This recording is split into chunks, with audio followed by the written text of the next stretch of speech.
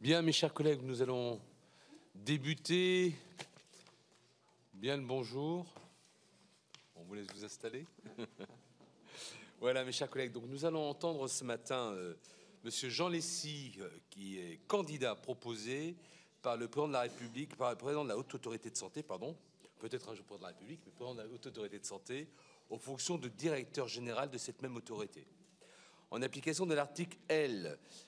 1451.1 du Code de la santé publique, sa nomination doit être précédée de son audition par les commissions compétentes du Parlement sans que celle-ci soit suivie d'un vote. Donc là, ce matin, il n'y a pas de vote. Je vous précise que cette audition fait l'objet d'une captation vidéo retransmise en direct sur le site internet du Sénat et qui sera consultable en vidéo à la demande. Je vous précise également que vous trouverez le CV de M. Lesy dans Déméter. Maintenant, vous êtes habitué à l'utilisation de Déméter. J'indiquerai simplement qu'il a débuté sa carrière au sein de l'administration du Sénat et qu'il était jusqu'à cette année... Ah, pardon. Excusez-moi. Mon voisin... D'accord.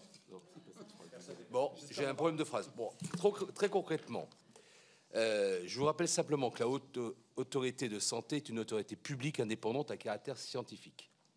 Ses missions sont fixées donc à l'article L. 161-37 du Code de la sécurité sociale.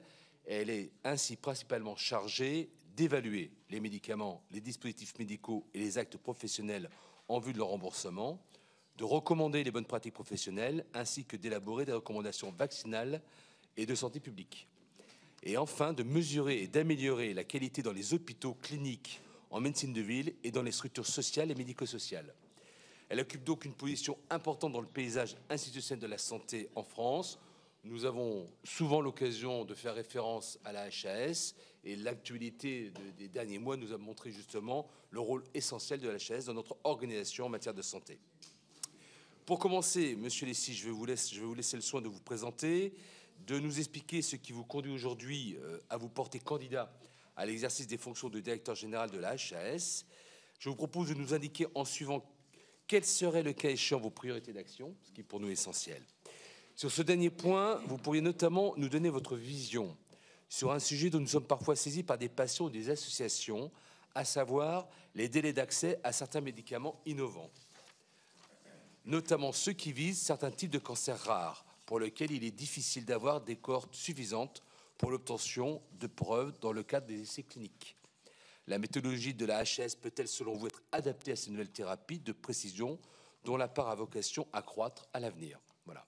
Les membres de la commission vont vous entendre après vos propos liminaires, puis nous donnerons la parole à nos rapporteurs, notre rapporteur général du budget, puis à notre rapporteur de la branche maladie, et ensuite tous les sénateurs qui le souhaiteront pourront intervenir à l'issue. Voilà, je vous laisse maintenant la parole. Merci beaucoup. Merci, Monsieur le Président. Donc, en une dizaine de minutes, je vais essayer de vous présenter d'abord rapidement mon parcours, le contexte de la Haute Autorité de Santé aujourd'hui et la manière dont je me projette dans ces fonctions de directeur général, étant précisé que je n'occupe pas le poste actuellement. Et donc, ce sera voilà, avec une humilité toute particulière que je vous en parlerai. Je vous remercie, Monsieur le Président, pour vos propos liminaires. Et je dois vous dire que je suis très honoré, compte tenu aussi des missions que vous avez rappelées de la HAS, d'être devant vous ce matin sur ce sujet. Alors, sur mon parcours en 3 composantes. Donc, la première, ce n'est pas, malheureusement, le Sénat. La première composante, nous verrons, c'est le Conseil d'État, où j'ai exercé l'essentiel de mes fonctions jusqu'à présent, du côté consultatif comme du côté contentieux. Et je dois vous dire que par rapport à la HAS et aux fonctions auxquelles je me présente, j'en retire 2 éléments importants de méthode de conviction très importantes. La première, culturellement, pour moi, professionnellement, la collégialité est quelque chose de décisif. La contradiction des points de vue constructive, c'est la clé de la qualité de la décision de justice rendue, c'est la qualité de l'avis rendu qui est en jeu. Donc ça, c'est un élément important et je crois que ça vaut dans de nombreux contextes. Deuxième conviction que j'en retire sur ce qu'est l'indépendance. L'indépendance, c'est quelque chose d'individuel, c'est une indépendance d'esprit qui doit être celle de tout agent public pour innover. Bon. Mais dans un contexte, que ce soit juridictionnel ou à la Haute Autorité de Santé, l'indépendance institutionnelle, ça veut dire que l'autorité dit ce qu'elle a à dire. Elle dit ce qu'elle a à dire en droit au Conseil d'État. en sciences à l'HAS, mais elle le fait en écoutant toutes les parties prenantes, en étant attentive aussi en termes d'agenda, de calendrier de ses travaux à la marge de la société. Deuxième composante de ma carrière, ce sont les sujets sanitaires et sociaux. Au Conseil d'État, j'ai été affecté côté contentieux, côté consultatif, dans les chambres compétentes sur le champ social. Donc à la première chambre du contentieux, où j'ai été rapporteur au rapporteur public de nombreux dossiers sur le prix du médicament, l'admission remboursement de tel ou tel médicament, sur des autorisations de mise sur le marché, la tarification des EHPAD ou des établissements de santé et bien d'autres encore. Côté consultatif, à la section sociale, j'ai été rapporteur de projets de loi, d'ordonnances ou de décrets dans ces matières également. Quelques exemples. J'ai rapporté de nombreux projets de loi d'urgence sanitaire ces 3 dernières années. J'ai été rapporteur général du PLFSS 2024 récemment, ou d'autres textes encore. Alors, de ces fonctions sur les sujets sanitaires et sociaux, je ne retire pas la qualité d'expert aujourd'hui des sujets de la Haute Autorité de Santé, mais une vision globale de ce champ où il y a de nombreuses résonances, de nombreux échos qui sont importants dans les missions de la HAS. Je pense notamment aux résonances entre le secteur sanitaire et médico-social qui sont toutes les deux dans le champ de la HAS. Troisième composante de mon parcours, ça a été mes fonctions de secrétaire général de la CNIL entre 2017 et 2020. Alors, pour les situer, le secrétaire général de la CNIL, c'est un positionnement tout à fait comparable, dans des missions différentes, à celui de directeur général de la HAS. Il y a une présidente exécutive à la CNIL, sous l'autorité de laquelle le secrétaire général dirige l'activité de l'ensemble des services. Il assure le fonctionnement du collège que préside aussi la présidente. Il garantit l'indépendance de l'institution qu'il représente aussi à l'extérieur et notamment dans de nombreuses auditions au Parlement. Donc un contexte, un schéma institutionnel assez comparable, mais dans des missions distinctes. Deuxième élément que je retire de mon expérience à la CNIL, ça a été évidemment une immersion dans les sujets numériques et de protection des données, de manière générale, je ne vais pas vous en parler, mais en particulier dans le champ de la santé, qui était en haut de l'agenda de la CNIL. On avait les enjeux de la création de la plateforme des données de santé, le Health Data Hub, de l'extension du SNDS, de la constitution des entrepôts de données de santé, notamment de données cliniques d'origine hospitalière, les objets connectés en santé, tout ce qui changeait voilà, technologiquement et en termes d'usage en lien avec le numérique en santé. Et ce sont des sujets importants pour le système de santé et importants, bien entendu, dans les missions de la Haute Autorité de Santé. Et la troisième chose que j'en retire aussi, et qui était vraiment intéressant humainement, c'est du management de l'autorité, et du management d'experts en particulier. Des experts juridiques, bon, je connaissais un peu, des experts aussi technologiques, je le connaissais beaucoup moins, des ingénieurs informatiques, des auditeurs de systèmes d'information, et c'était intéressant de dialoguer avec des corps de métiers différents de ma formation et de les faire dialoguer entre eux pour à la fin produire une décision, si possible, claire et opérationnelle. Donc voilà sur mon parcours. Sur la HAS aujourd'hui, alors je ne rappellerai pas les missions, le trépied des missions, vous l'avez fait, Monsieur le Président.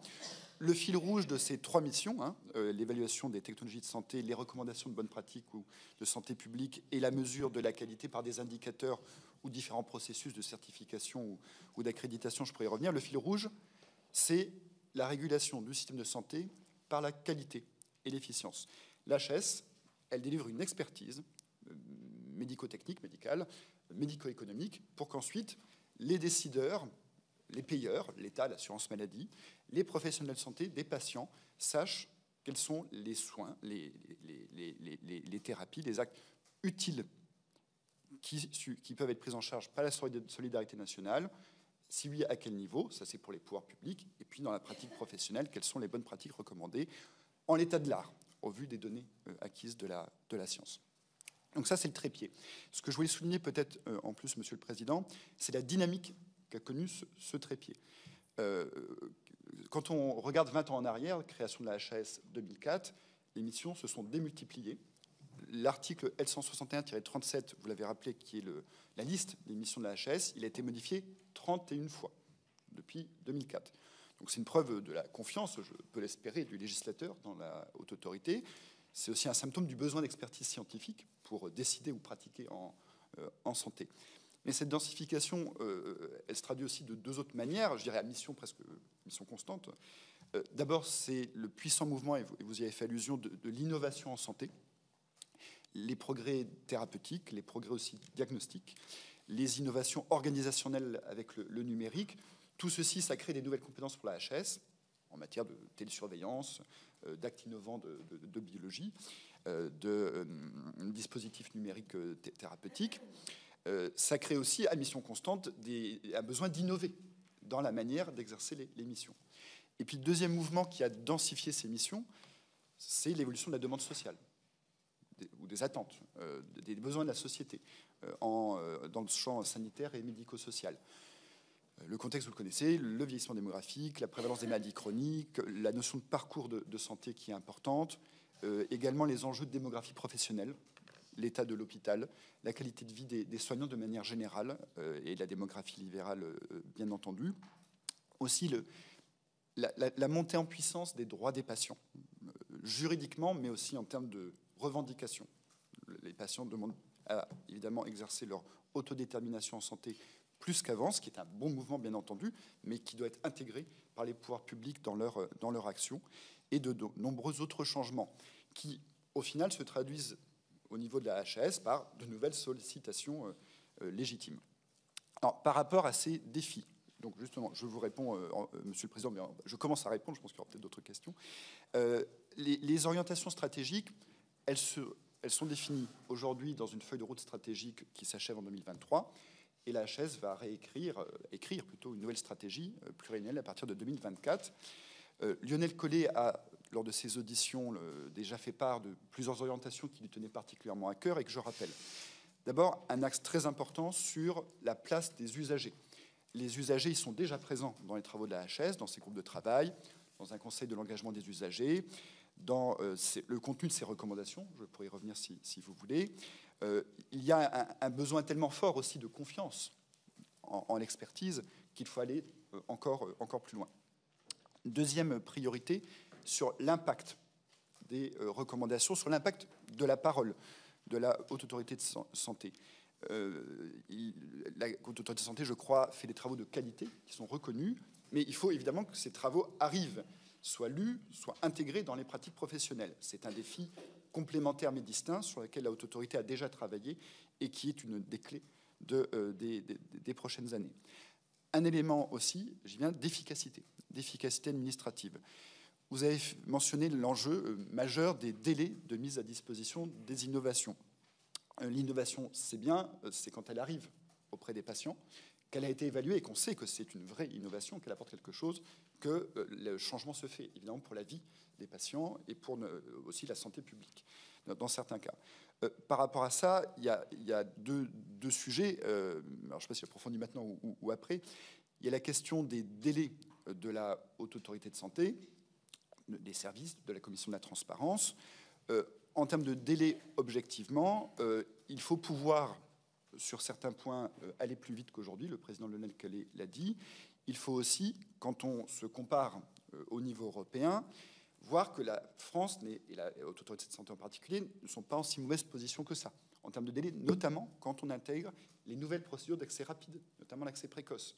Parce que ce soit un accès de droit commun ou un accès précoce, l'essentiel, c'est que le patient qui en a besoin, qui en a un passe thérapeutique, puisse accéder à la molécule. L'accès précoce, c'était une excellente mesure. Ça fait 2 ans que c'est en place. Si on les intègre dans les délais, c'est plutôt rassurant, très rassurant, même en comparaison européenne. Mais comparaison n'est pas raison. Quand même serait-on les meilleurs si ce n'est pas assez bien, il faut continuer à faire mieux. Donc c'est un sujet évidemment important, je pourrais y revenir. Il y a la question des délais, il y a la question aussi, dans ce que vous avez dit, Monsieur le Président, de la comparaison, du comparateur, avec le problème de ces médicaments, notamment en matière d'oncologie, de maladies rares, pour lesquelles on n'a pas de comparateur. Or, l'évaluation, c'est comparer, pour notamment savoir s'il y a amélioration du service médical rendu, c'est-à-dire s'il y a une valeur ajoutée de ce qui arrive. Bon. Pour fixer son prix, pour l'inscrire sur la liste en à l'hôpital. Et là, en effet, il y a une question méthodologique, je pourrais y revenir. La Commission de la transparence de la HAS, elle a déjà fait évoluer sa doctrine en mars 2023. La HAS réfléchit de manière continue à cette problématique, à cette doctrine. Est-ce qu'il faudra de nouvelles évolutions? Là, ce n'est pas ni au futur DG, ni au DG actuel, si je l'étais, de vous répondre. En revanche, de vous dire que le sujet est à l'agenda et qu'on s'organise en interne au niveau des services pour appuyer la Commission de la transparence dans sa réflexion, ça, je vous le garantis. Donc pour terminer, parce que j'ai répondu à vos questions, sur la manière dont je me projette dans les fonctions de directeur général elles-mêmes, qui ne sont pas celles de président ou de membre du collège. Pour moi, il y a 4 priorités, ce sont des priorités managériales, bien entendu. D'abord, un enjeu de cohésion. Le directeur général, c'est celui qui garantit que l'équipe est soudée et qu'elle avance au service du projet stratégique et des attentes des pouvoirs publics et de la société. Garantir la cohésion. Là-dessus, j'arrive dans un terrain qui a déjà des facteurs de cohésion très forts. Ce sont les valeurs de la HAS, que je rappelle, ils sont importants. La rigueur, la transparence, l'indépendance. Et par rapport à tous les enjeux aussi d'accélération des délais, il faudra toujours en revenir aussi à ces valeurs essentielles. J'ajoute aussi, ce qui donne du sens au quotidien, c'est le sens du service public. Et la HAS l'a déjà, et j'y arriverai avec personnellement une volonté de servir le service public très, très prononcée. Deuxième priorité, et elle est importante en termes managériaux, mais aussi de qualité de la production, c'est la transversalité. Vous avez rappelé les missions, Monsieur le Président, les 3 grandes missions. Le fil rouge, la qualité, tout se tient. Donc il faut travailler en transversalité. La HAS le fait déjà. C'est important aussi, non seulement parce qu'il y a un fil rouge unique, c'est important en termes de motivation pour les agents, c'est important en termes de captation du réel. Parce que la transversalité, ça veut dire quoi? Que si quelque part la HAS capte dans son organigramme un signal faible ou fort d'une problématique, que ça puisse irriguer les autres missions de l'autorité. C'est un gage d'amélioration des pratiques, un gage d'adhérence sur le réel. Troisième chose sur l'aspect managérial, les moyens. Le Parlement a donné à la HAS pour 2024 les moyens de fonctionner, avec notamment le rebasage de la dotation de l'assurance maladie. Bon, donc la HAS a les moyens de fonctionner. La question se pose aussi des troupes, des ETP. Est-ce qu'elle a les moyens humains pour fonctionner? Le plafond d'emploi a été relevé, et on peut remercier le Parlement, de 438 à 443 ETP. Au vu de l'ensemble de toutes les nouvelles missions, j'aurais besoin de faire le point sur ce sujet dans un contexte que l'on sait, hélas, très, très contraint. Dernière priorité, et qui concerne aussi le Parlement, pour moi, ça sera de garantir l'ouverture de la HAS. Elle est indépendante, ça ne veut pas dire qu'elle est fermée. Au contraire, l'indépendance, c'est la force qui permet d'être ouvert et de parler à tout le monde. Donc, j'en serai garant à mon niveau dans mes fonctions sous l'autorité du président. Ouverture envers tous les partenaires de l'administration ou de la sphère publique, les agences sanitaires, les conseils départementaux pour les aspects médico-sociaux, les ARS aussi, les ministères, bien entendu, et le ministère de la Santé au premier chef, le Parlement. C'est une logique institutionnelle d'avoir une relation de confiance avec le Parlement. C'est aussi une logique d'efficacité, tout simplement, pour la HAS, de garantir son contact avec les attentes de la société. Et puis, un dernier point plus personnel pour terminer, sur cette dimension ouverture. Je crois que nous avons tous, institutions publiques, une question, un enjeu, c'est la défiance, le risque de défiance ou la défiance réelle des citoyens dans l'action publique. Elle a pu se manifester récemment vis-à-vis de l'expertise en santé. Ce n'est pas un sujet propre à l'expertise de la HAS, à l'expertise en santé en particulier. Hein. C'est commun à de nombreuses formes d'expertise. C'est un défi auquel la HAS doit travailler pour ce qui la concerne, et ça ne pourra qu'être pour moi un sujet d'intérêt particulier. Je vous remercie, Monsieur le Président. Merci beaucoup pour ces propos. Je donne tout de suite la parole à Elisabeth Doineau, notre rapporteure générale. Merci, Monsieur le Président. Merci, Monsieur et chers collègues. Je voudrais tout d'abord vous remercier pour votre exposé, qui était tout à fait éclairant sur, d'une part, votre parcours et sur l'idée que vous faites de la Direction générale de la Haute Autorité de Santé. En réalité, je crois que vous réunissez effectivement un certain nombre de compétences que vous avez acquises dans vos différentes fonctions et vous semblez le candidat idéal. Maintenant, j'aimerais aussi vous découvrir un peu plus parce que je pense que quand on se présente pour une direction, il faut aussi entendre qu'il y ait une forte connivence en quelque sorte avec le président ou la présidente existante. Je pense que Fabienne Bartoli avait dans son temps auprès de Dominique Le Guludec, auprès de Lionel Collet aussi eu ce principe d'avancer comme un binôme, c'est-à-dire vraiment respectueux du rôle de chacun. Parce que ça, c'est très, très important entre président et directeur général. Donc, avancer avec le rôle respecté de chacun. Et puis aussi, mettre en œuvre, en fait, ce qu'attendent les Français en termes de sécurité. Donc ça, je voulais connaître un petit peu votre avis, en tout cas, votre positionnement par rapport au président. Ensuite, j'ai 2 questions. Vous avez parlé, effectivement, de l'implication des patients. Aujourd'hui, dans notre système de santé. Il y a une très forte demande, ça vous avez insisté là-dessus et je suis totalement d'accord avec vous. Mais comment associer ceux qui sont les plus, finalement, qui ont le plus envie, parce que quelquefois il y a des revendications, mais ces mêmes personnes, on n'arrive pas forcément à les inclure dans un programme, et comment entraîner en fait ceux qui ont vraiment envie de participer à l'écriture, en tout cas des règlements ou des nouvelles mesures ou finalement un certain nombre de points qui concernent les patients. Et je pense notamment à l'outil eSatis, hein, qui, sur l'expérience patient ou la représentation des usagers dans ces diverses commissions. Comment vous voyez ces éléments-là, comment organiser l'idée du patient expert, hein, et puis au-delà du patient expert, c'est aussi la famille experte, parce qu'on pense toujours aux patients, mais il y a aussi la famille qui tient un rôle particulier. Donc, finalement, quel regard vous portez sur cette demande d'association plus forte et l'insatisfaction persistante des représentants des usagers concernant leur rôle dans le système de santé? Comment la Haute Autorité de Santé doit-elle, selon vous, contribuer à soutenir l'engagement des usagers? La deuxième question, c'est sur, en fait, le glissement de compétences de professionnels de santé. Pendant toutes ces dernières années, nous avons cherché pour essayer de combler le problème d'accès aux soins. Nous avons essayé, en tout cas, de répartir les responsabilités et les soins sur les différents professionnels de santé. Quel est aussi votre point de vue sur cette recherche de l'efficience à travers le partage des compétences et la délégation de tâches? Quel regard vous portez en général sur ces évolutions et quelles contributions la Haute Autorité peut-elle, selon vous, y apporter? Des priorités doivent-elles, selon vous, être identifiées en la matière? Je vous remercie. Je vous laisse répondre à notre rapporteur général. Merci, Monsieur le Président. Merci, Madame la rapporteure générale, pour ces questions. Je réponds dans l'ordre. Sur le rapport avec le Président, moi, il y a un seul mot qui me vient à l'esprit, qui est de déontologie, c'est la loyauté. Elle doit être totale. La loyauté, pour moi, ça veut dire deux choses. D'abord, qu'entre quatre yeux, le dialogue est très franc. On doit tout pouvoir se dire pour que, justement, le binôme soit plus fort. Qu'en revanche, en dehors de ce colloque singulier, si j'ose dire, entre le directeur général et son président, l'institution n'a qu'une seule tête. Voilà, c'est le président. Et le directeur général est là auprès du président, sous son autorité, comme je l'ai souligné dans l'ensemble de ses missions. Donc ça, c'est la réponse on va dire, déontologique sur la loyauté. Après, en termes pratiques, je suppose qu'il y aura une répartition des tâches. J'ai connu ce positionnement à la CNIL, où il était vraiment identique, et ça s'est très très bien passé. Mais voilà, loyauté complète, ce qui n'exclut pas évidemment qu'il puisse y avoir des échanges, mais ces échanges doivent être à l'intérieur du binôme. Sur l'implication des patients, en effet, j'en ai parlé parce que je crois comme vous que c'est nécessaire en termes d'efficacité du système de santé, en termes de confiance aussi.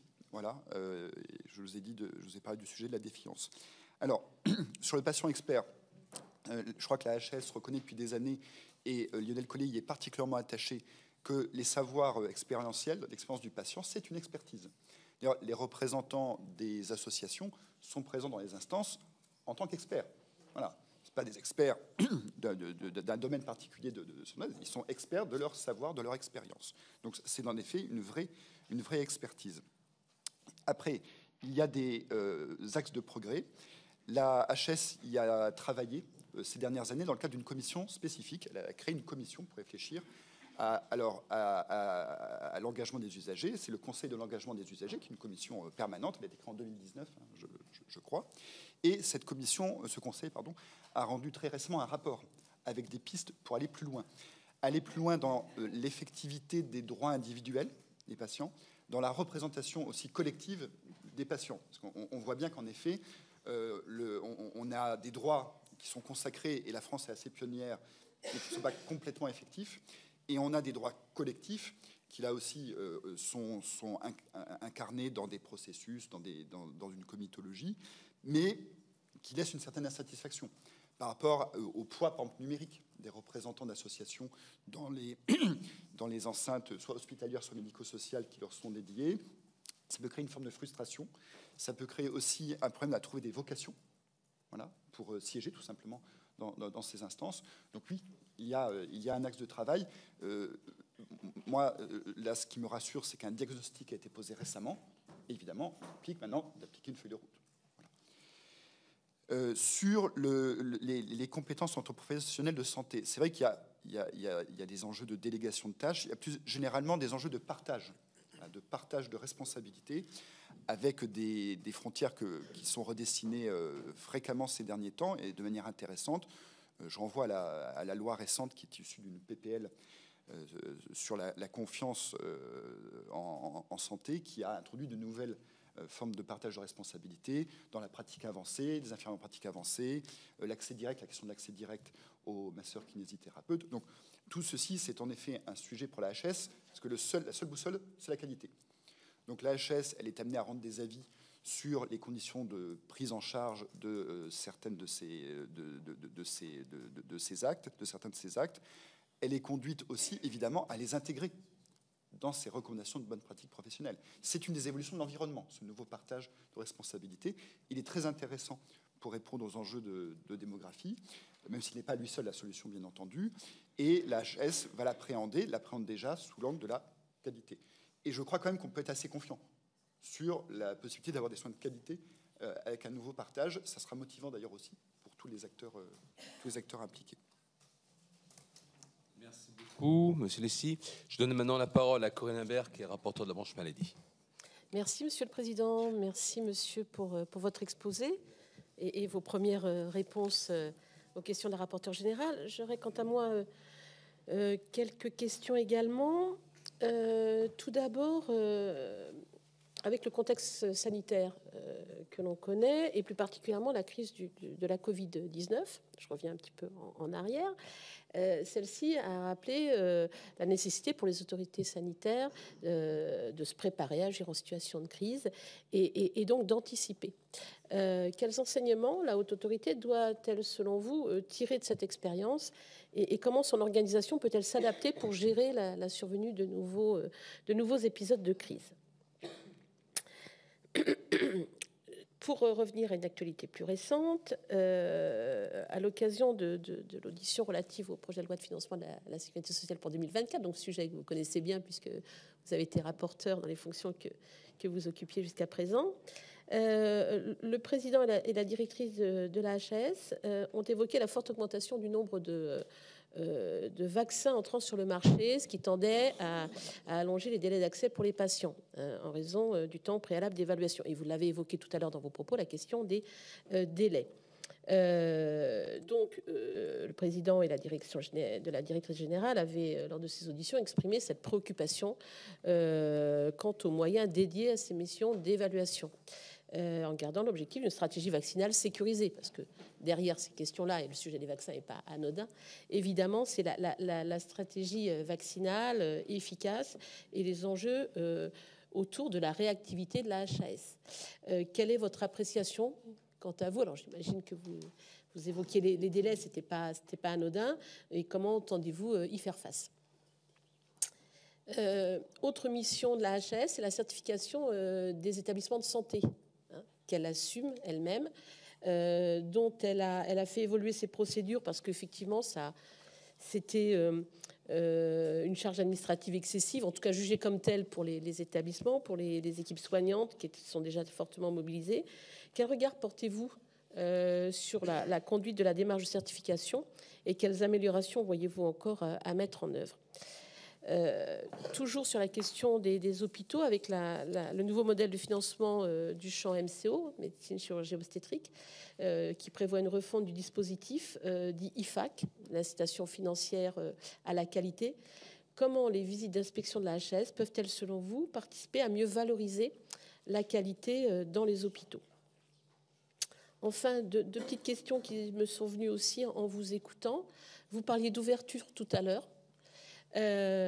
Comment voyez-vous vos relations de travail, enfin vos relations tout simplement, avec l'Agence nationale de sécurité du médicament? Et enfin, je m'en arrêterai là, la HAS a déjà fait évoluer par le passé ses outils, incluant l'arrivée de l'intelligence artificielle. Comment, de votre point de vue, en tout cas, la HAS doit-elle continuer à travailler sur ces questions-là, et notamment sur l'impact de l'intelligence artificielle sur la prise en charge des patients? Je vous remercie. Merci. Monsieur Lessy, je laisse répondre. Merci pour ces questions. Je vais peut-être parler à la dernière parce que j'ai omis de répondre sur un point aux questions précédentes, c'est les outils d'intelligence artificielle. Alors, l'intelligence artificielle, c'est vraiment une révolution inouïe, et on n'en est qu'au début, dans notre mode de vie et dans le système de santé en particulier. Alors, l'intelligence artificielle, elle va en fait impacter la santé dans le champ HAS à plusieurs niveaux. Elle va changer la manière de faire les essais cliniques en amont de la commercialisation des médicaments. Et donc, dans ce qui va nous arriver en termes d'évaluation du médicament, on a eu l'utilisation de l'IA. L'IA, elle pourra être embarquée dans des dispositifs médicaux, alors soit des dispositifs médicaux purement professionnels, hein, des logiciels d'aide au diagnostic, soit dans certains dispositifs médicaux mis à disposition des patients. Elle pourra aussi être un outil pour la Haute Autorité de Santé pour mieux exercer ses missions. Et je prends deux exemples par rapport à ça. C'est d'abord sur le suivi des recommandations. Dans quelle mesure elles sont suivies par les professionnels? On a fait, je crois, quelques expérimentations récentes, par exemple sur l'épilepsie, pour mesurer, en allant regarder dans les bases de données, dans quelle mesure le schéma de parcours, le parcours recommandé par l'autorité de santé était suivi dans les faits, et de voir les écarts. Donc, premier usage. Deuxième usage, c'est ISATIS, justement. Les patients remplissent à la sortie de l'hôpital un questionnaire. Alors, il y a des questions binaires et des questions champ libre. L'exploitation du champ libre, quand vous avez plus d'1 million de questionnaires qui remontent chaque année, sauf à dédier 300 ETP au sujet, ce que je ne demande pas, voilà, l'exploitation des champs libres, c'est quelque chose de très délicat. Et l'intelligence artificielle aide à ça. Donc, depuis quelques mois, la HAS a testé l'utilisation d'un outil d'IA pour exploiter les commentaires de champs libres, qui sont extrêmement précieux, parce que c'est là que les patients s'expriment avec leurs mots, disent ce qui a compté surtout pour eux, au-delà des cases qu'ils ont cochées ou pas au-dessus. Et ça donnait des résultats extrêmement intéressants. Donc oui, c'est aussi un outil de prise en compte de l'humain, voilà, c'est-à-dire de l'expérience patient la plus qualitative. Donc je reprends dans l'ordre, la Covid-19 et la nécessité de se préparer. Cette crise a bouleversé nos organisations, dont on s'est rendu compte qu'elles n'étaient en partie pas préparées, et pas seulement dans le champ de la santé, hein, c'est une problématique plus générale, vous avez raison de le souligner. La HAS y a consacré son rapport prospectif 2022. Donc, il y a une centaine de pages, après plusieurs dizaines d'auditions, donc des pages très, très nourries sur justement comment faire mieux la prochaine fois, si prochaine fois il devait y avoir. J'en retiens juste deux éléments importants. D'abord, pour être efficace en temps de crise, il faut se préparer hors crise, il faut se préparer aussi de manière partenariale. C'est-à-dire, tout ce qu'on fait en termes d'ouverture de partenariat, d'interaction avec l'ANSM, avec Santé publique France, avec aussi les réseaux de collectivités. Je vous parlais tout à l'heure des conseils départementaux dans le champ médico-social. Tout ce qu'on fait en temps ordinaire pour mieux dialoguer, pour mieux interroger, pour avoir confiance, ça aide au moment de la crise. Parce qu'au moment de la crise, quand on n'arrive pas à se parler, c'est souvent qu'on ne se parlait pas bien avant. Donc, le hors-crise est très important. Il est important aussi pour prépositionner des éléments spécifiques à la crise. Des systèmes d'information qui seront utilisés en temps de crise, sur, évidemment, notamment des données épidémiologiques, l'utilisation des bases médico-administratives en temps de crise, qu'on puisse se brancher avec les modules qui vont bien pour utiliser à des fins de crise des outils conçus pour le temps ordinaire. Ça se prépare en amont, et donc il y a un gros volet système d'information, puis protocole à mettre en place, l'organisation de temps de crise, on appuie sur un bouton, et tac, on crée la bonne instance de coordination. Ça, si on ne l'a pas préparé, si on n'a pas répété en temps ordinaire, ça ne marche pas. Et même en temps de crise, quand on appuie sur le bouton, on va découvrir que la crise n'est pas exactement celle qu'on avait anticipée. Mais en tout cas, la culture de la préparation à la crise, ça apportera tout de même une partie de la réponse, même s'il faut être modeste. Chaque crise sera très différente de celle qu'on avait préparée et de la précédente.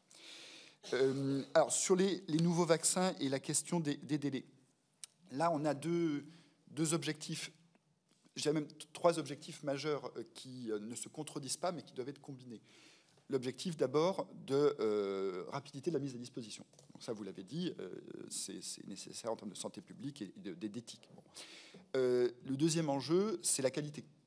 Parce que si on met à disposition un vaccin qui soit ne marche pas, soit qui a des effets indésirables, non souhaités, non mesurés à l'avance parce qu'on est allé trop vite, ça va poser des problèmes de santé. Et ça va se poser, et c'est le troisième point, c'est le problème de confiance. Et on sait que l'adhésion à la vaccination, c'est une problématique clé pour les années à venir. Donc voilà un peu les 3 objectifs qu'il faut combiner. Donc par rapport à ça, oui, il faut pouvoir aller plus vite dans la rigueur la plus totale. C'est un sujet de méthode, un sujet aussi scientifique. Moi, j'y serai évidemment attentif pour voir dans l'organisation interne de la HAS ce qu'on peut faire pour aller dans ce sens. Le président Collet l'a parfaitement à l'esprit, il en avait parlé dans ses auditions. Mais voilà, il faut le faire en essayant de concilier, pas en essayant, en arrivant à concilier ces 3 objectifs que je n'arrive pas à hiérarchiser entre eux. La certification des établissements de santé, vous avez souligné notamment la charge pour les soignants. Et c'est vrai que la certification pendant la période de la Covid-19 a donné lieu à un ressenti particulier parfois. Bon, c'est vrai que c'est un sujet. Je vous dirais simplement que j'attends de prendre mon poste pour m'en rendre compte plus en détail. Là aussi, il y a deux choses à concilier. D'abord, l'objectif de cette certification, c'est quand même la qualité en santé qu'attendent les concitoyens et qu'attendent aussi les soignants. C'est le sens aussi de leur métier que de délivrer des soins de qualité dans une organisation de qualité. Et donc la certification, elle doit être faite et elle doit être amenée pour venir à l'appui aussi de ce sens-là. Et puis il y a la question de la charge que ça prend, la question de la charge que ça induit. Ça ne peut pas ne pas induire de charge. Maintenant, la certification elle est faite par des visiteurs, des experts visiteurs qui sont eux-mêmes du monde de la santé. C'est pas moi qui vais, j'en serais bien incapable, faire l'expertise au service de la certification. Ce sont des professionnels issus souvent du monde hospitalier, pas assez, on pourrait peut-être faire encore mieux du monde libéral, voilà, ou des salariés d'autres structures. Donc voilà, c'est des gens qui ont quand même une sensibilité au sujet, qui arrivent. Il y a une formation qui leur est faite pour la manière d'arriver. Pas débarquer, évidemment, ils ne débarquent pas en mode cow-boy, hein, voilà. Mais évidemment, c'est un métier particulier. Ils le font de manière remarquable. Ils sont à peu près 800, la communauté des experts médicaux, des experts visiteurs. Il y a peut-être encore davantage de formation continue à faire, même si les établissements sont majoritairement satisfaits de la manière dont ça s'est passé. Et donc, j'en viens à la charge. Un des axes, c'est que certaines données, que ce soit d'ailleurs indépendamment de la certification, pour les indicateurs de qualité des soins, qu'une partie des données, on les extrait directement des systèmes d'information pour éviter d'avoir un doublon dans le remplissage, qu'on puisse aller sur le PMSI, qu'on puisse aller sur les systèmes d'information des hôpitaux qui sont malheureusement pas homogènes, voilà, ou qu'on puisse aller sur des bases nationales pour extraire une partie des données dont on a besoin pour mesurer la qualité, ce qui évite de ressaisir, de doublonner et de prendre du temps à des gens qui ont en effet autre chose à faire, même si la qualité, ça fait partie du sens de leur métier. Et d'ailleurs, quand un établissement est certifié haute qualité, première mention de certification, ça crée une fierté. Ça crée une fierté pour toutes les équipes. Voilà, je pense au CHU de Lille récemment. Ça crée de la fierté, surtout en période de tension. Voilà, donc il faut là aussi placer le curseur. Sur les IFAC, donc la tarification à 3 étages, hein, voilà, qu'introduit le PLFSS 2024. Le financement à la qualité, c'est très important. Après, c'est une question de dosage dans la part que ça prend dans le financement global, mais qu'il y ait du financement à la qualité, je crois que c'est très bien. Il faut le mesurer avec les bons indicateurs. Donc, les dotations IFAC se nourrissent de plusieurs types d'indicateurs. Les indicateurs de la HS, mais pas seulement. Et donc, les indicateurs de la HS, les indicateurs notamment de qualité des soins, vont venir, sont dans le panel, voilà, d'indicateurs qui va permettre de calibrer la dotation. Ce qu'il faut ensuite, c'est que la manière dont la dotation IFAC est calibrée, elle ait du sens. Et la HS a émis des avis mitigés, on va dire, en 2023, encore récemment, et en 2022, parce que la dotation, elle est fléchée sur les 70% d'établissements les meilleurs. On est dans une logique de concours, alors que la HAS pense qu'il faudrait plutôt une logique d'examen. C'est-à-dire que même s'il y a plus de 70% ou moins, voilà, mais pour que ça ait du sens, c'est l'atteinte d'un niveau de qualité qui doit déclencher l'attribution. Mais c'est un sujet complexe. C'est un sujet complexe. Alors, les relations avec l'ANSM, je les souhaite les meilleures possibles. Je crois qu'elles sont déjà très bonnes. On a deux points, notamment 2 points d'adhérence. La dimension effet indésirable côté ANSM, qui pour nous, ce sont les enjeux de tolérance par le patient quand on évalue un médicament. Voilà. Donc la sécurité et l'utilité du médicament ont évidemment une zone de recoupement, bien entendu. Et il y a la question de l'accès précoce, qui est une décision de la HS, mais sur avis conforme de l'ANSM. Je prends juste cet exemple-là, parce que depuis 2 ans, ça marche très bien. Il y a un travail intégré des équipes sur l'accès précoce. Et alors, sans extrapoler en disant que tout va bien, j'espère que tout va bien, en tout cas, je veillerai à ce que tout aille pour le mieux, mais ça marche très bien. Il n'y a pas eu un jour de perdu à cause de la répartition des tâches entre 2 autorités, qui ont quand même, à la base, des points d'attention complémentaires, mais très différents. Voilà. C'est pas, on comprend pourquoi, dans le paysage sanitaire de la France, comme dans la plupart des autres pays, il y a une agence sécurité, qui est une agence dédiée à la sécurité. C'est une solution quand même qu'on retrouve à peu près partout, bon, pas en Italie, mais à peu près partout, vu les enjeux. Mais en effet, il faut très bien travailler, et je prendrai contact dès mon arrivée avec les services de l'ANSM, et j'aurai à cœur vraiment d'avoir des bonnes relations. Tout ceci, la santé, c'est un pack, comme on dit dans certains sports. Voilà, il faut avancer vraiment ensemble, j'en suis convaincu. Merci beaucoup. Merci beaucoup. Maintenant, je vais donner la parole à 3 de nos collègues. Je vais commencer par Daniel Chassaing. Merci, Monsieur le Président.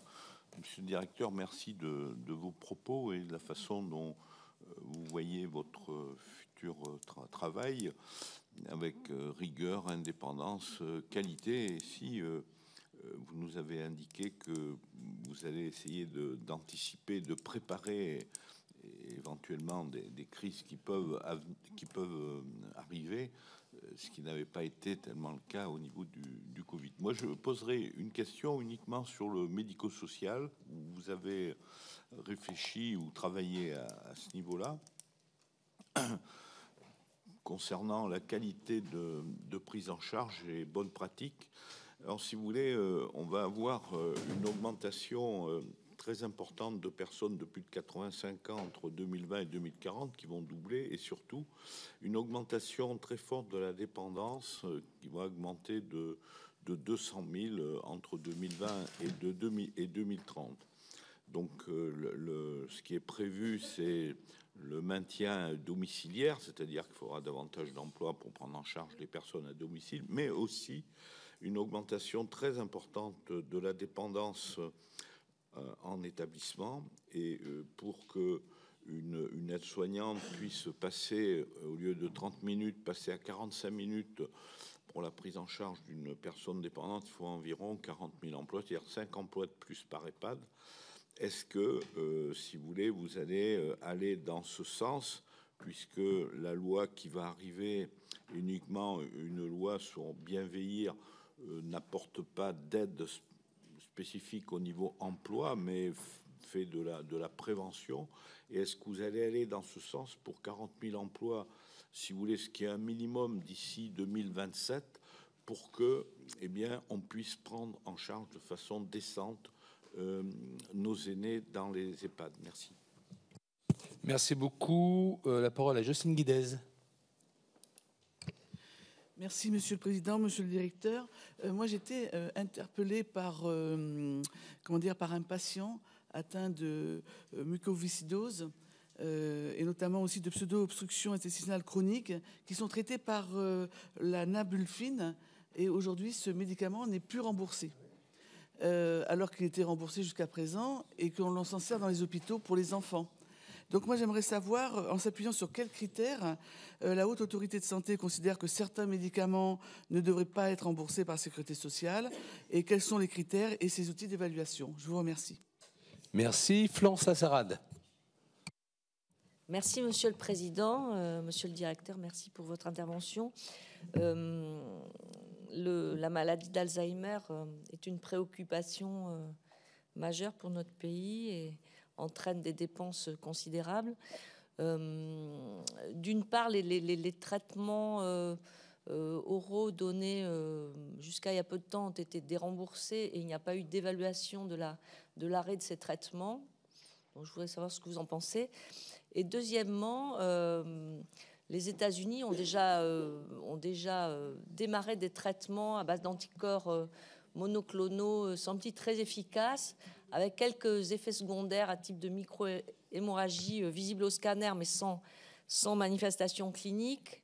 Et c'est un traitement qui doit intervenir tôt dans la maladie, qui débarrasse le patient de ses plaques amyloïdes sans forcément le guérir complètement. Mais il y a un espoir considérable là-dessus.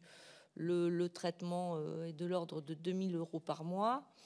Et j'ai compris qu'en France, on ne voulait pas pour l'instant se pencher sur le sujet, alors que l'IMA est en train d'évaluer ces produits. Donc, vu le coût justement du vieillissement de la maladie d'Alzheimer, est-ce qu'on n'aurait pas intérêt à anticiper et à rapidement utiliser ce type de thérapeutique? On connaît autour de nous des patients jeunes atteints de maladie d'Alzheimer et on se dit finalement ils n'ont pas leur chance. Merci. Enfin, Olivier Henno. Oui, merci Monsieur le Président. Merci pour votre exposé très, très clair et par rapport aux valeurs que vous avez exposées. Il me semble que l'HAS a une responsabilité très forte en termes d'innovation, mais aussi en termes de prévention, d'anticipation, pas seulement lors des crises. Et donc, comment vous voyez les choses, et avec l'articulation par rapport à la NSM, notamment sur les ruptures en matière de médicaments comme l'amoxicilline, c'est difficile à dire. Est-ce que vous voyez un rôle là-dessus? Parce que la qualité des soins, elle dépend d'un certain nombre de choses. Et il y a 2 secteurs où il faut être en anticipation permanente. Et je trouve que là, il y a quand même carence. Qu'il y ait dans notre pays des ruptures sur des médicaments pour les enfants et ce qui est la santé pédiatrique, ça m'apparaît tout à fait inadmissible compte tenu des moyens qu'on consacre à la santé. Et puis la deuxième question, quelle anticipation et comment pouvez-vous aussi être en incitation sur tout ce qui est soins innovants? Je vous remercie. Très bien. Monsieur Lesy, je vous laisse répondre à nos 4 sénateurs. Merci beaucoup. Monsieur Chassaing, tout d'abord, vous avez donné les chiffres qui sont très, très éloquents, voilà, sur le vieillissement de la population et ce qui va s'en suivre en termes de niveau de dépendance ou sur un plan vraiment de soins, de prévalence de certaines affections, voilà, affections chroniques. Donc on a devant nous un enjeu majeur. Et vous avez évoqué notamment la question du nombre. Vous n'avez pas prononcé le mot ratio, mais vous avez parlé de l'enjeu du nombre. Bon, de l'encadrement, en tout cas, par des personnes accueillies, notamment en établissement. Mais la question peut se poser aussi à domicile, hein, bien entendu. Alors, par rapport à ça, il y a deux sujets. Il y a, est-ce qu'il faut des ratios ou pas? Bon, ça, c'est une question politique en cours de discussion, voilà, dans les différentes PPL. En revanche, est-ce que, indépendamment de la question de savoir si on fixe un seuil et quelles sont ses conséquences, sur lequel voilà, la HS n'a pas de position en tant que telle, moi je n'en ai pas, voilà, notamment à ce stade. Et la question, et là je vous rejoins, qui est qu'évidemment, si on veut donner un accompagnement des soins, de la prise en charge de la perte d'autonomie qui ait du sens pour tout le monde, c'est-à-dire pour la personne accueillie et pour les soignants aussi, parce que voilà, ce sont des personnels très attachés évidemment à ce qu'ils font, il y a une question d'effectifs. Il y a un enjeu d'effectifs, c'est évident. Et sauf erreur de ma part, dans la PPL Bien vieillir actuellement, dans sa rédaction actuelle, il y a une mission confiée à la HAS, aussi en lien avec la CNSA, qui est de faire une évaluation, un référentiel sur ce qu'implique une bonne qualité de la prise en charge et des soins. Voilà. Donc ça, c'est ce qui est dans les tuyaux.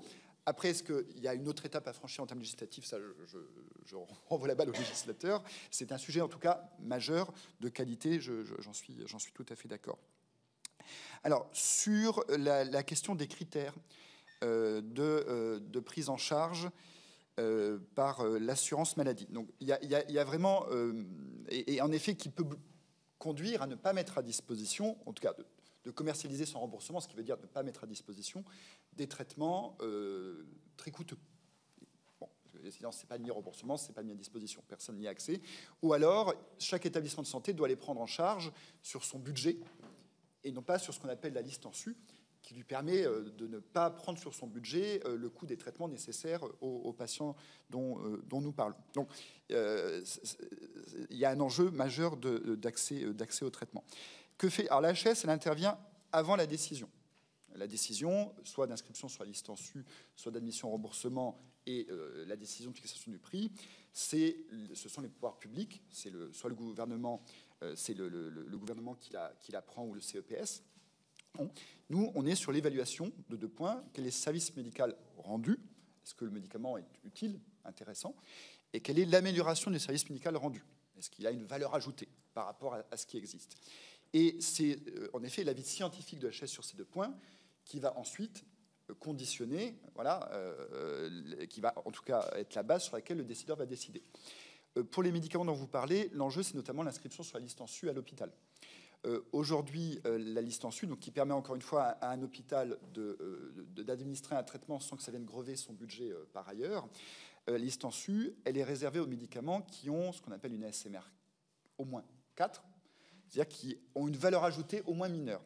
Si par rapport à d'autres traitements, ils n'ont pas de valeur ajoutée, ce qu'on appelle une ASMR 5, ils ne peuvent pas être inscrits sur la liste en su. Donc, ça suppose que l'évaluation, et ça, la HS s'y attelle, c'est sa mission, soit rigoureuse, parce que selon la conclusion, bien entendu, on peut ou non avoir une inscription sur la liste en su, et donc une mise à disposition spécifique, une mise à disposition effective des patients. Donc ça, c'est un sujet en effet extrêmement important. Je tiens juste à attirer votre attention sur 2 évolutions récentes, d'ailleurs que vous avez votées et qui demanderont à être évaluées en termes d'accès à ce type de traitement.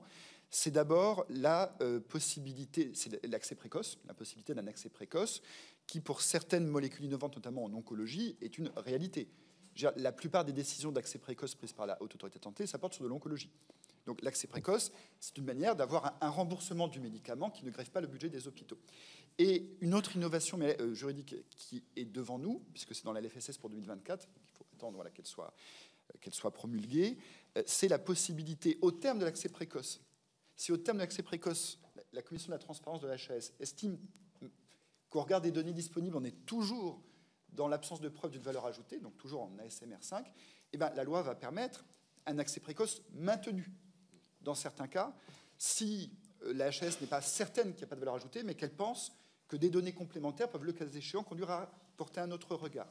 Donc l'accès précoce prolongé, ça répond à une partie, ça ne répond pas à tout, mais ça répond à une partie de ce sujet. Il faut le mettre en œuvre, et ça sera fait dans les prochains mois si la loi est promulguée, mais je ne vois pas pourquoi, sur ce point-là, il y aurait une censure de Conseil constitutionnel. Je ne le vois pas. Sur Alzheimer et les nouveaux traitements dont vous faites part aux États-Unis, je ne sais pas où on en est, pour être franc, je ferai le point à mon arrivée sur ces travaux, mais s'ils arrivent devant la HS, ils seront évalués. Donc notamment sur les traitements anticorps monoclonaux, qui sont une des révolutions thérapeutiques récentes. Donc s'ils arrivent, la HS les évaluera. Voilà. Le plus rapidement possible. Et après, ils peuvent arriver par une des voies rapides dont j'ai parlé, comme l'accès précoce. Sur la question des ruptures, des ruptures de stock ou d'approvisionnement, parce que quand un médicament n'arrive plus au patient dans les pharmacies d'officine ou dans les pharmacies hospitalières, il peut y avoir 2 raisons.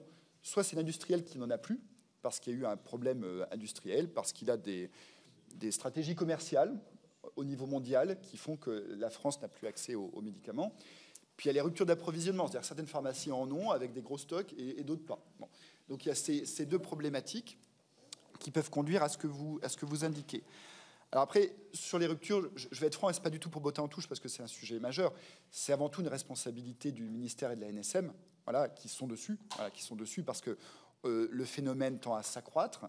Le phénomène touche, comme vous parliez de l'amoxicilline, des traitements comme très courants, des traitements absolument basiques. Donc c'est un sujet majeur. Qu'est-ce qu'elle peut faire, la HAS? La HAS, ce qu'elle peut faire, c'est d'envoyer des alertes aux prescripteurs. C'est de leur dire, en ce moment, et elle l'a fait sur l'amoxicilline par exemple, dire, en ce moment, il y a une tension particulière. Donc vigilance dans la prescription.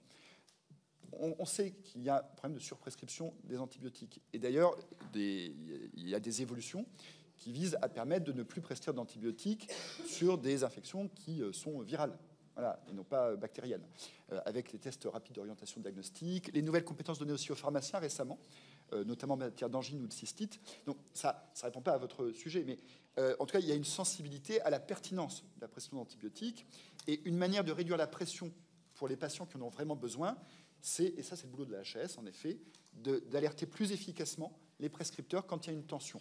Alors après, il y a une difficulté pratique, c'est comment on les alerte. La HAS, elle communique. L'outil au quotidien du médecin, c'est pas d'aller tous les matins, même si je le souhaiterais, sur le site de la HAS pour voir les messages. Le médecin, il traite ses patients et ça lui demande déjà beaucoup de temps. En revanche, il a devant lui un logiciel. C'est vrai que le logiciel lui dise alerte, alerte. Et c'est pour ça que la HAS, elle relaye des systèmes informatiques, des systèmes d'aide à la décision en matière de médicaments, qui sont des petits modules informatiques.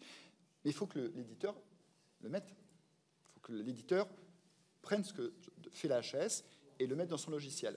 Et là-dessus, la HAS a des moyens d'incitation, elle n'a pas de moyens de contrainte. La moyen d'incitation, c'est la certification des logiciels, d'aide à la prescription notamment. Donc, intégrer les alertes de ce type-là, c'est une obligation pour les logiciels certifiés, mais la certification est facultative.